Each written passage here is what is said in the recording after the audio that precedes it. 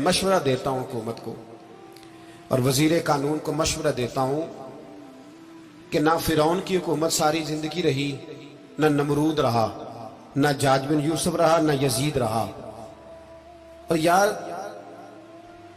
दरबारी बन के हुक्मरानों की चापलूसी करते करते तुम यहां तक आ गए हो कि अब नबी पाक की इज्जत को हाथ डालना शुरू कर दिया है। और आप यकीन करें सियासी जमातों का इतना बुरा हाल है कि इनके लीडर के बारे में कोई बात करे तो पागल हो जाते हैं ये एहतजाज कर करके। और उसने डायरेक्ट कह दिया कि खत्म नबूवत का मसला ही कोई नहीं, जो दीन की बुनियाद है, किसी को परवाह नहीं। मुझे तो उन लोगों की फिक्र हो रही है जिन लोगों ने इन्हें वोट दिए हैं, वो अल्लाह को क्या जवाब देंगे। और ये अल्लाह माशाल्लाह सारी सियासी जमातें इस तरह की। और मेरा वजीर कानून साहब को भी मशवरा है कि जिंदगी बड़ी थोड़ी है, बड़ी थोड़ी। अल्लाह सबको माफ करता है, अपने रसूल के गद्दारों को माफ नहीं करता। और यहां तुम्हारी गाड़ियों पे झंडे लगे हुए हैं, वहां भी तुम्हारे झंडे लगेंगे, पर इसलिए लगेंगे कि ये गद्दार है नामूसे रिसालत के। ये झंडे लगेंगे। शर्म करो और डर जाओ, बस कर दो। तुम्हारे मुंह में अब दांत पूरे नहीं रहे। कोई शुगर का मरीज है तो कोई ब्लड प्रेशर का, तो कोई हार्ट का, तो कोई कैंसर का। शर्म करो और अपनी कब्र की भी थोड़ी सी फिक्र करो। बताओ पाकिस्तान के कितने सदर गुजरे, वजीर आजम गुजरे, तो उनकी कब्रें कहां हैं? कोई जाता है उनकी कब्रों पे? किसी को खबर है? क्यों अपने लिए जहन्नम इकट्ठी करते? सारा कुछ दुनियादारी रह गई है, सारा कुछ सिर्फ यही रह गया। हजरत अबू बकर सरदार थे, हजरत उमर सरदार थे कबीले, हजरत उस्मान सरदार थे। उन्होंने सरदारियों को ठोकर मार के रसूलुल्लाह के कदमों में बैठना पसंद किया। सरदारियां छोड़ के गुलाम बन गए। तुम सरदारियां बचाने के लिए रसूलुल्लाह की गद्दारी करते हो, शर्म नहीं आती। और काम शिकवा है मुझे इन लोगों से जो मौलवी तो कह देते हैं तू सियासत न कर, और किसी सियासतदान को मना नहीं करते कि जब तुझे सूरत फातिहा भी नहीं आती तो तुझे किसने इजाजत दी है इतनी बड़ी बात। और मैंने पिछले से पिछले जुम्मे भी कहा था, फिर कहता हूं और ऑन दी रिकॉर्ड कहता हूं, मरज़ई कल भी काफिर थे, आज भी काफिर और कयामत तक। और जो उनके कुफर में शक करे वो भी, और पक्का बेईमान है, काफिर है। वो वजीर कानून हो या सुबाई हो या विफाकी हो, मन शक्का फी कुफर ही फकत कफर। जो मरज़ई के कुफर में शक करे वो भी काफिर है। हमारे रसूल आखिरी रसूल है। हम किसी को ये इजाजत नहीं देंगे कि वो खत्म नबूवत में रखड़ा डालने की कोशिश करे। हम किसी को ये इजाजत है। और तुमने कौम को लूटा, लूटते रहो, अब ईमान पे डाके तो ना डालो। तुम्हें दौलत लूट के पेट नहीं भरा, अब ईमान लूटना शुरू कर लिया। तुम्हारा फैक्ट्रियां लूटकर, कौमी खजाना लूटकर पेट नहीं भरा। भाई मानो अब दीन बेचकर अपनी हुकूमतें पक्की करोगे। और वो लोग भी तैयार हो जाएं जो इन बेईमानों को मुंतखब करते हैं, उनसे भी सवाल करेगा खत्म नबुव्वत का मौजू कयामत के दिन कि तुम बताओ। इनको सपोर्ट करते थे जो रसूलुल्लाह सल्लल्लाहु अलैहि वसल्लम के बाद भी किसी नबी को नबी मानना दुरुस्त जानते थे। शर्म आनी चाहिए, ख्याल होना चाहिए।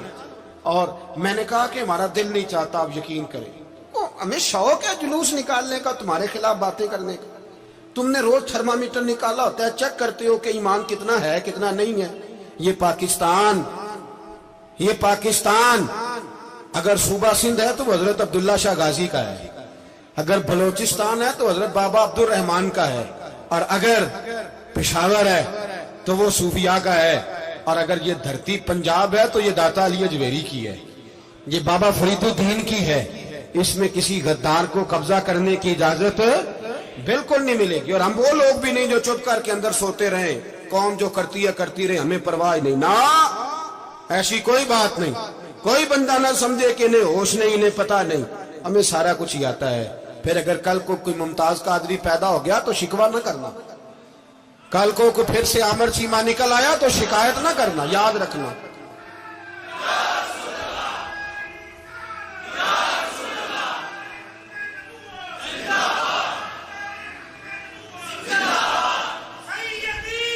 तो मेरे भाई खोल के बोलो, या नबी रसूल के बोलो।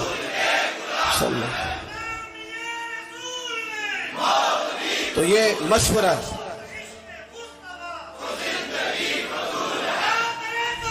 جزاک اللہ. تو یہ تمہیں مشورہ ہے.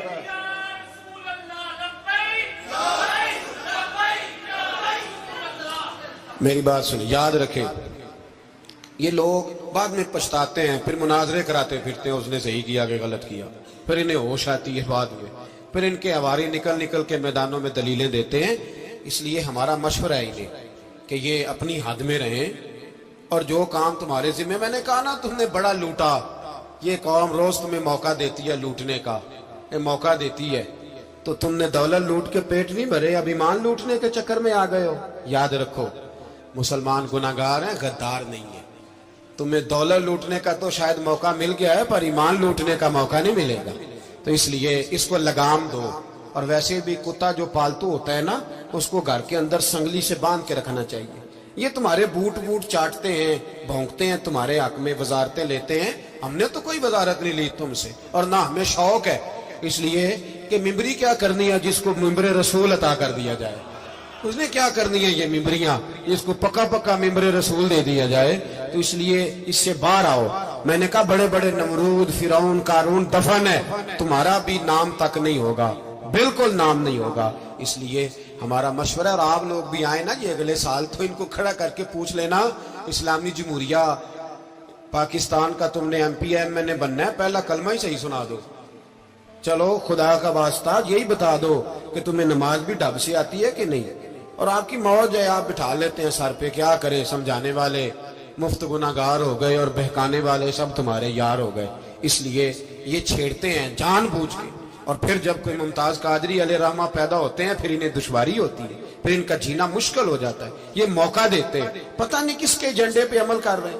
میرا سوال یہ ہے، میں نے پچھلے جمعے پھر میرا سوال ہے کہ میں پوچھتا ہوں، اس آدمی کو ضرورت کیا ہے ختم نبوت پر بات کرنے کی؟ جب امت مسلمہ کے متفق کا فیصلہ ہے کہ مرزائی کافر، اسمبلی نے بل پاس کر دیا کہ مرزائی، ان کو اقلیت قرار دے دیا، اور جب سے وہ اقلیت بنے، نہ ہم نے ان کی عبادت گاہ جلائی، نہ ہم نے ان کو قبروں سے نکالا، نہ ہم نے، بس ٹھیک ہے جیسے عیسائی رہتے ہیں، یہودی سے کس ملک میں رہتے ہیں وہ بھی رہے، اقلیت بن کرے، کوئی اعتراض. پر تم انہیں کھینچ کھونچ کے کیوں قریب کرتے ہو؟ تمہارا کیا جرانہ ہے ان کے ساتھ؟ بتاؤ تو صحیح.